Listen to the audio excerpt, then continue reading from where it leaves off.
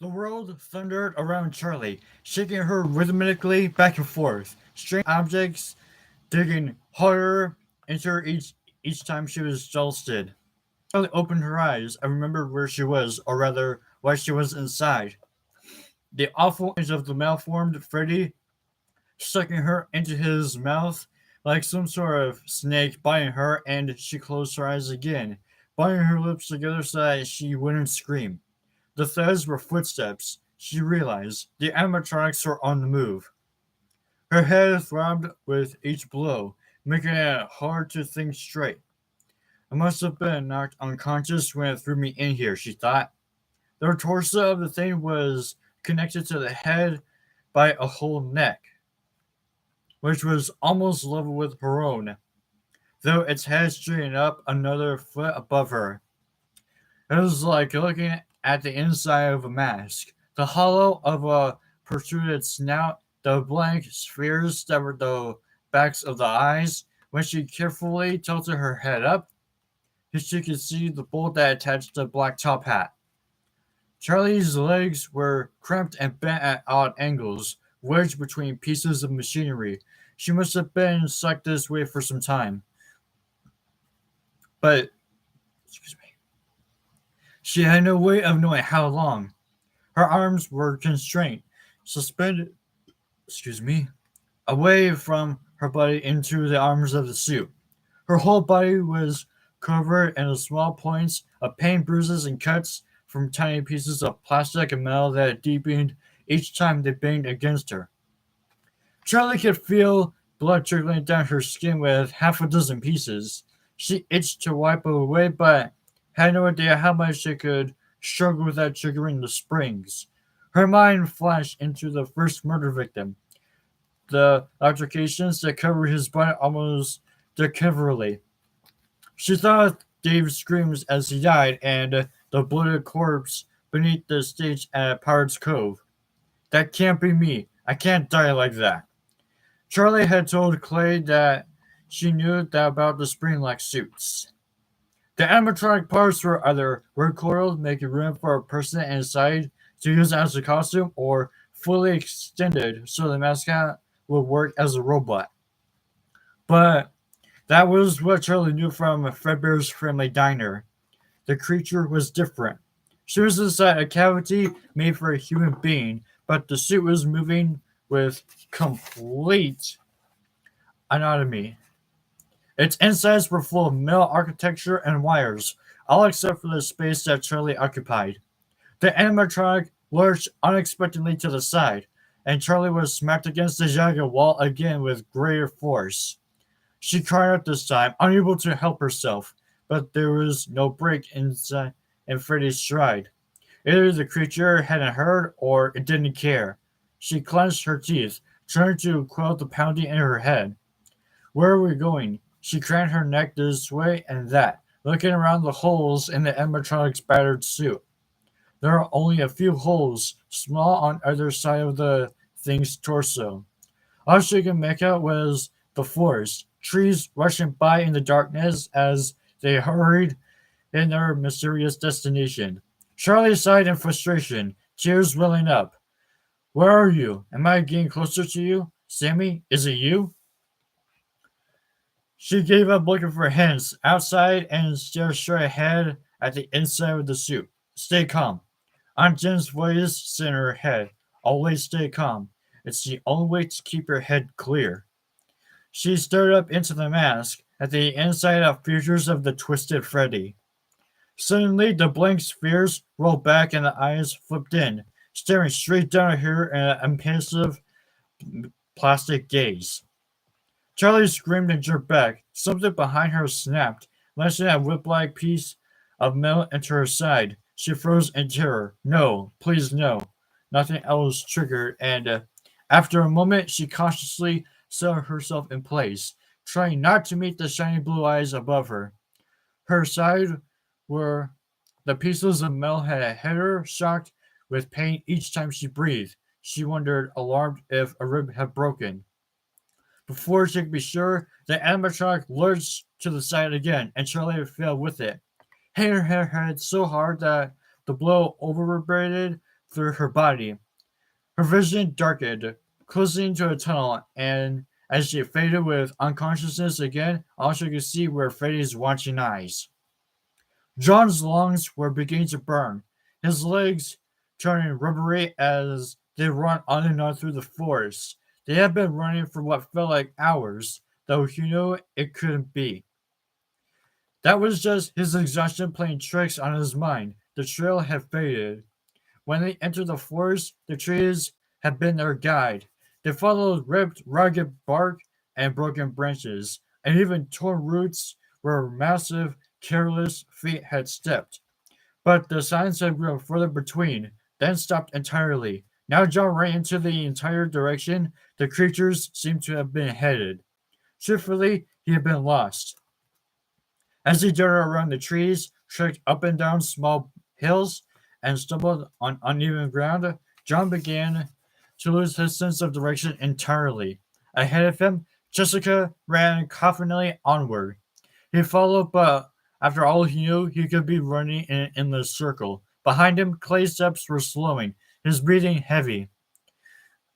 Jessica, a few paces ahead, doubled back, jogging in place as she headed for them to catch up. Come on, guys, we're almost there, she said energetically. Almost where? John asked, struggling to keep his tone even. I'm just trying to be encouraging, she said. I was on my high school cross country team for 3 years. Well, I was almost more of a heavy lifter, you know. John panted, suddenly defensive. Clay, come on, you can do it, Jessica said. John glanced back. Clay had stopped running and he was doubled over with his hands on his knees, taking gasping breaths. With relief, John slowed to a walk and turned back. Jessica let out a frustrated sound and followed him to Clay. Are you all right? John asked. The older man nodded, waving him back. Fine, he said. Go ahead. I'll catch up. There's no way to go ahead, too, John said. We're running blind. When's the last time you saw tracks? A while back, Clay said. Bert, they were heading this way. It is all I have to go on. But it's nothing to go on, John said. John's voice rose in frustration. There's no reason to think they went this way. We're losing them, Jessica said urgently. She was still running in place, her ponytail bouncing like a little nervous animal behind her. Clay shook his head. No, we've already lost them. Jessica stopped running, but she kept shifting from one foot to the other. So, now what? Suddenly, something rustled in the trees ahead of them. Jessica grabbed John's arm, then released it quickly, looking embarrassed. The sound came again, and John started toward it, raising a hand to signal the others to stay. He made his way cautiously through the trees, glancing once back and noting that Jessica and Clay were close behind, despite his attempt to keep them back. A few feet further on, the trees broke onto an open field. They had reached the far side of the woods. Jessica gasped. And a split second later, John saw it. Halfway across the clearing, a figure stood in the darkness. It was almost featureless and flat, scarcely distant from the shadows. John squinted, trying to get hold of the image to assure himself he was really seeing it. Heavy, black electrical wires stretched above the field like a canopy, but besides the wires, the field was clear. Though it was dark, there was no way for them to sneak closer to the figure without being seen. So John straightened his shoulders and began to walk slowly and openly toward it. The field was unattended, and tall grass brushing John's knees as he walking. Behind him, Jessica and Clay made rustling sounds with every step. The wind whisked the grass against their legs, blowing more fiercely with each step they took. Almost halfway across the field, John stepped puzzled. The figure was still there, but it seemed as far away from them as they arrived. He glanced back at Jessica. Is it moving? She whispered. He nodded, started walking again, not taking his eyes off from the shadowy figure. John, it looks like Freddy? I don't know what it is, John answered cautiously, but I think it wants us to follow. I can't breathe, Charlie coughed and gagged. Coming suddenly awake, she lay on her back, dirt pouring down onto her. It filled her mouth, clogging her nose and covering her eyes. She spat, shaking her head and blinking rapidly. She tried to raise her hands, but she couldn't move them. She remembered suddenly that they were trapped inside the arms of the suit and would be mutilated if she struggled to free them. Buried alive. I'm being buried alive. She opened her mouth to scream and more dirt fell in, hitting the back of her throat and making her gag again. Charlie could feel her pulse in her throat, choking her from the inside as surely as the dirt from outside. Her heart was beating too fast and she felt lightheaded. She took faster breaths, trying in vain to fill her lungs, but she only stirred up the dirt and inhaled it. She spat, gurgled at the back of her throat to catch it before she swallowed, and turned her head to the side, away from the soil that felt like rain. She took a shuddering breath that shook her chest, and then another. You're hyperventilating, she told herself sternly. You have to stop. You have to come down. You need your head clear. The last thought came on Aunt Jan's voice. She stared at the now familiar slab of the suit and took deep breaths, ignoring the dirt settling in her ear and sliding down her neck until her fluttering heart slowed and she could breathe almost normally again. Charlie closed her eyes. You have to get your arms free. She concentrated all her attention on her left arm. Her t-shirt left the skin of her arms bare against the suit so she could feel everything that touched her. With her eyes still closed, Shirley began to draw a map. There's something at the shoulder joints on either side, and a space just below. Spikes on a line at the way down on my elbow on the outside, and the inside has what is that? She rocked her arms slowly, gently back and forth against objects, trying to envision them. They're not spring locks. She froze, focusing again on the place where the arm joined the torso. Those are spring locks. Okay, I'll get to it. Hands. She flexed her fingers slightly. The sleeves were wide, and her hands, which reached roughly to the creature's elbows, were less constrained than anything else. She spat out dirt again, trying not to notice that it was still pouring in steadily, piling up all around her. Breathe while you still can. She clenched her jaw, envisioning the sleeve that encased her arm, and slowly began to work her way out of it.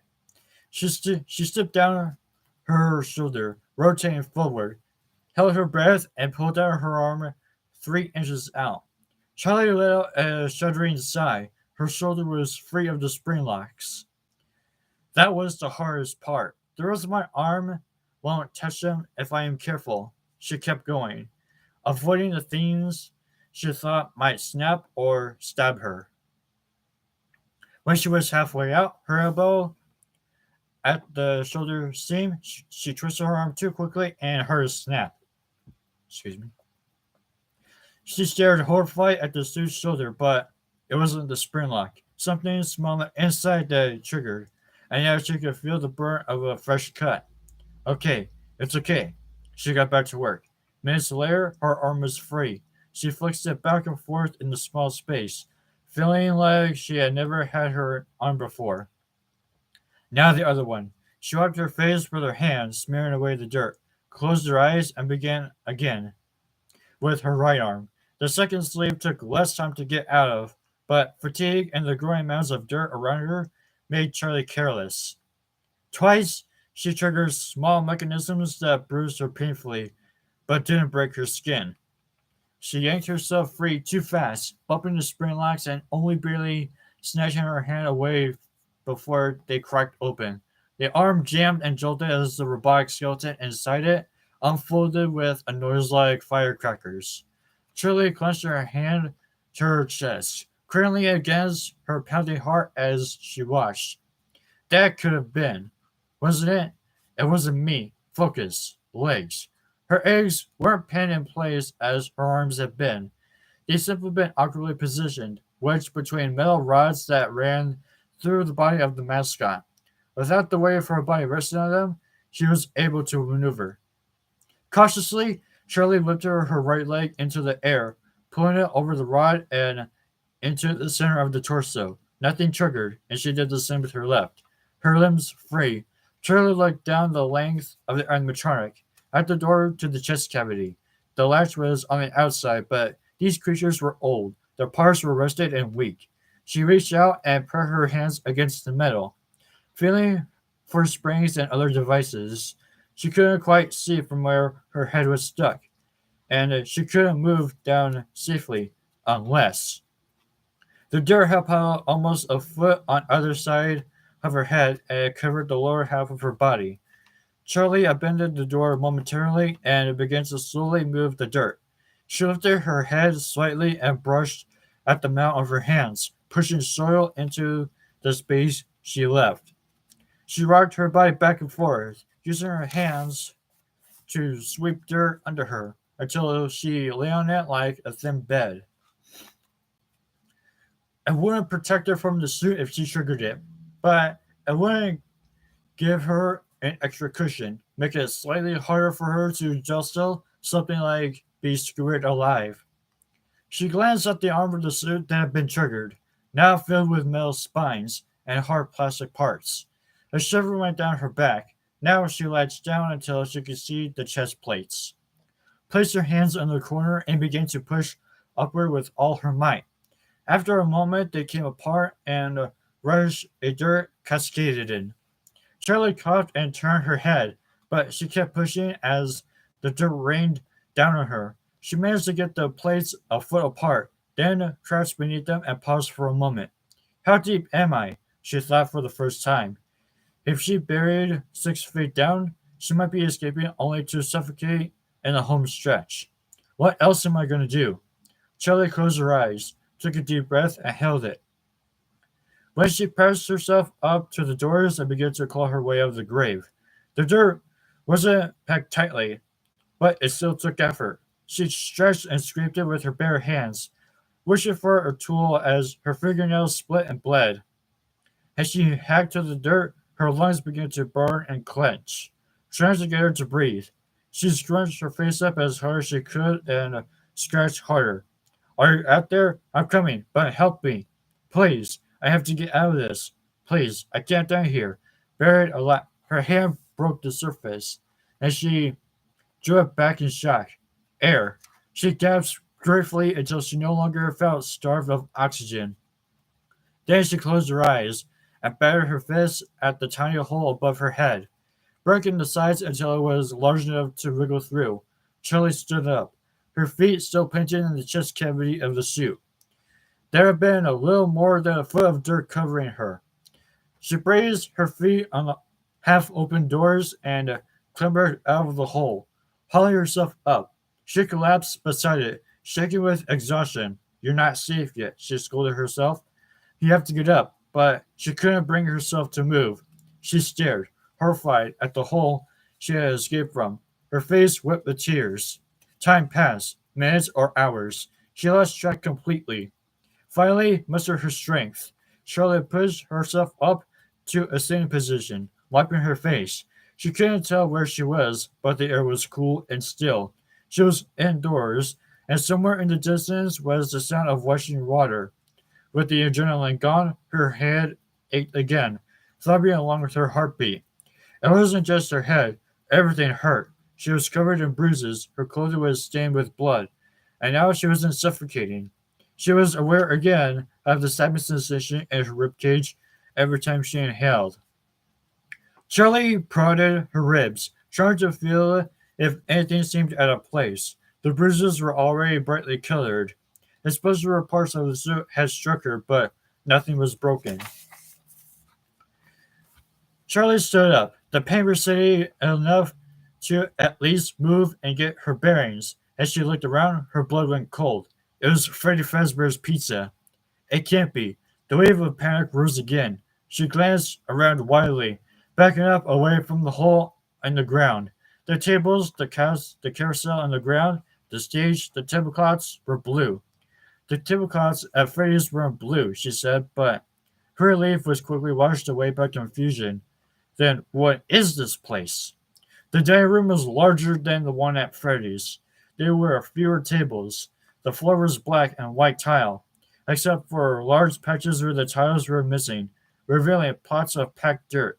It was oddly encourages with everything else, which looked finished and brand new if dusty. As she turned to the opposite wall, she saw that she was being watched. Large plastic eyes stared back from the dark, glaring down at Charlie, something to identify her as an intruder. Fur and beaks and eyes stood poised like a small army halfway up the hall. For a long moment, she stood shocked still, bracing herself. But the animatronics didn't move. Charlie took a small step to one side, then the other. The eyes did not track her. The creatures looked forward, unseen, at their fixed points. Some of their faces were animals, and some seemed to be pointing like clowns. Others appeared disturbingly human. Charlie moved closer and saw what it was as they were perched on. Along the wall, arcade games and carnival attractions were lined up, each with its guardian beast or a giant face mounted on top. Their mouths were wide open as if they were all laughing and cheering some invisible spectacle. As Charlie peered through the darkness, she saw that the animals were unnaturally posed, their bodies twisted in ways no animal should be able to twist. She scanned the wide mouthed faces again and shivered. With their bodies so childishly bent, they looked like they were screaming in pain. Charlie took deep breaths as she calmed herself. She realized there was music playing through the speakers overhead. It was quiet, familiar, but she couldn't name it. She approached the nearest of the games, a massive, contorted bird-like creature with a wide, curved beak resided over a large cabinet with a fake pond. Rows of ducks still sat in paper water, waiting for rubber balls to knock them down. Charlie looked up again at the creature appearing on top of the game. Its wings stretched wide, and its head was thrown upward in the midst of an elaborate dance. It cast a shadow in front of the game, right where the player would stand. Charlie turned, not stepping any closer. Despite the duck pond, there were three arcade consoles lined up next to one another, their screens dusty. Three large chimpanzees squatted atop them, the top of their toes gripping the edge above the screen. Their arms were raised, frozen in motion, and their teeth were bared in mirth, rage, or fear. Charlie stared for a moment at the teeth. They were long and yellow. Something about the arcade games nagged at her. She looked them up and down carefully, but nothing tripped her memory. None were turned on, and none of them were games she had ever seen before. She wiped the dust from the screen of the central console, revealing a glossy black screen. Excuse me. Her face, distorted with the curved glass, showed only a little bruise and a few visible cuts. Charlie subconsciously smoothed her hair. Wait, at Freddy's Pizza, ghostly images had been burned into the arcade screens for years of play. She pressed a couple of buttons experimentally. They were stiff and shiny, untouched. That's why it feels so empty, she said to the chimp above her. So no one's ever been here, have they? The great ape didn't respond. Charlie glanced around. There was a doorway to her left. The bluish glow of an unseen black light emanated from the room beyond. Charlie went toward the light, through the door, and into another room of games and attractions. Here, too, they were all guarded by mascots. Some were unidentifiable than others. Charlie stuck her for a moment and put her hand on her forehead. Strange, she whispered, regaining her balance. She looked back at the way she came. It must be the light making me dizzy, she thought. Hello? Someone called faintly in the distance. Charlie rolled around as if someone had shouted in her ear. She held her breath, waiting for it to come again. The voice had been high and scared, a child. The sudden impression of life in this place shook her, as if waking her from a dream. Hello? She called back. Hello, are you alright? I won't hurt you. She glanced around the room. The sound of rushing water was louder here. making it hard to judge how far away the voice had come from. She moved quickly through the room, ignoring the white-eyed creatures and the strange and garnished games. A simple skirted table in the corner caught her attention, and she went to it swiftly. Charlie crouched down carefully to keep her balance and lifted the cloth. Eyes stared back at her as she startled, then steadied herself. "It's okay," she whispered, flipping the cloth up over the table. The glimmer of the eyes faded with the rush of light. There was no one there after all. Shelley put her hands on her forehead and pressed hard for a moment, trying to ward off the growing pain in her temples. She went through another door, now unsure which way she had come from, and discovered the source of the running water. Springing from the center of the wall to her left was a waterfall.